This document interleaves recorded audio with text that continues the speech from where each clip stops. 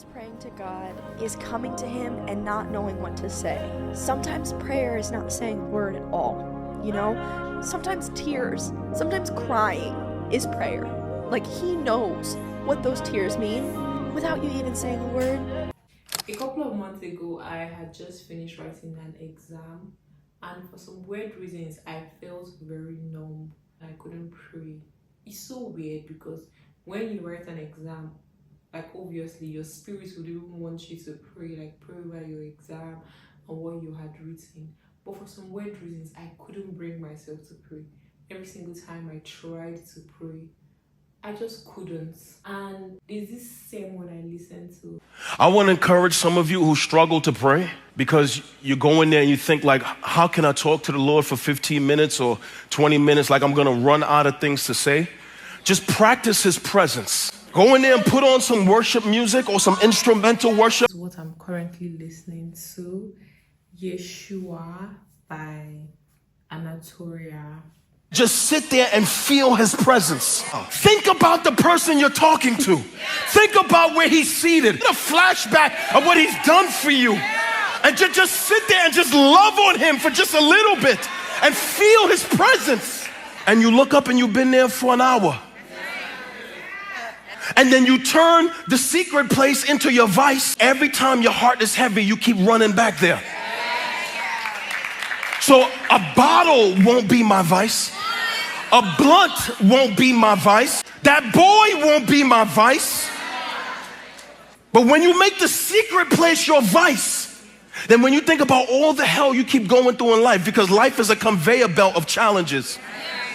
If the secret place becomes your vice, man, you look up one day and all of the hell, you know what it produced in you? Intimacy with Christ. One thing I always used to get my fire back, my prayer life back, is I always listen to Christian songs, like Christian music. So just take this as Msdubem steps of getting your fire back, and this is what helps me.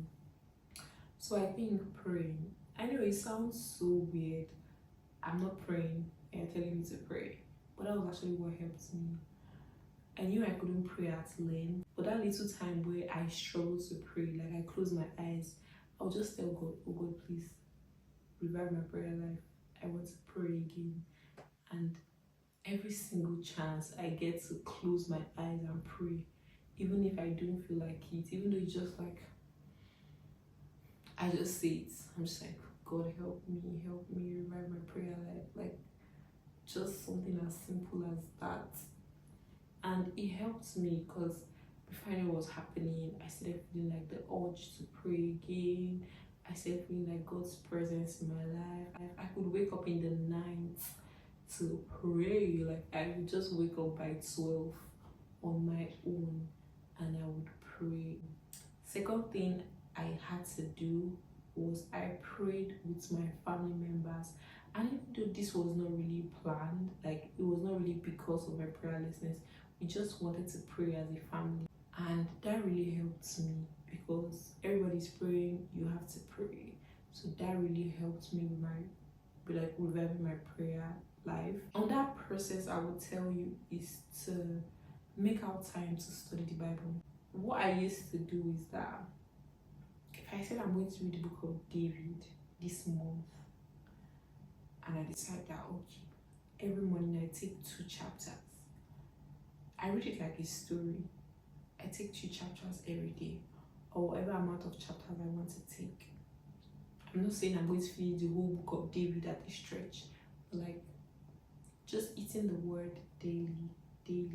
It helps you because when you remember the promise of God that He gave the children of Israel, or you remember, what God did for Esther that you read in the morning, or what God did for this person that you read in the morning, because always those are people that have come and gone, and God has been faithful to them. When you remember those things, you're just like, ooh, this is what God did. Watching Christian movies helps you to shape your reality so that you see things from a different perspective, a different dimension. You get? Yeah.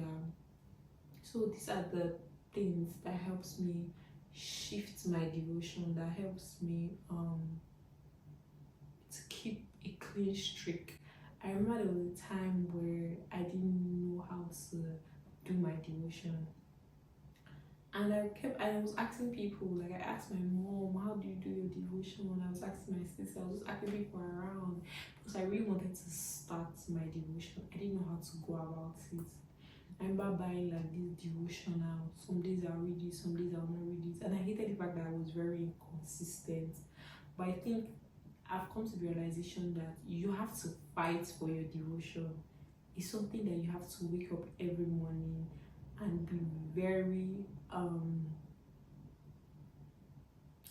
intentional about. I don't think anybody's perfect. I'm not perfect. I wish I was.